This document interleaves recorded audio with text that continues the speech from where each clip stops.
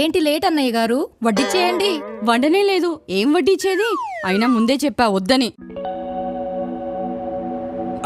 అదే అంటే చాలా వెరైటీస్ చేస్తోంది, అన్ని ఫైనల్ టచ్ లో ఉన్నాయి. అబ్బో, వెరీ గుడ్ వెరీ గుడ్. ఈ లోప అప్పడాలు వడ్డించు, నేను దెబ్బకాయ, బెల్లం ఆవకాయ, ఉసిరి పచ్చడి వేస్తుంటా.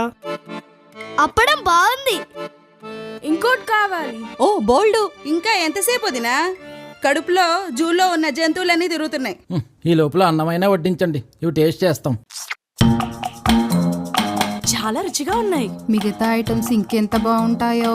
వచ్చేస్తున్నాయి, ఈ మాగైతేనండి. సూపర్, ఇంకొంచెం వేయండి. ఇదిగో ఇంకా అన్ని రకాలు వడ్డించేయండి. వద్దు, ఈ ఆవకాయలే మళ్ళీ వేయండి. ఇంకా పెరిగేయమంటారా?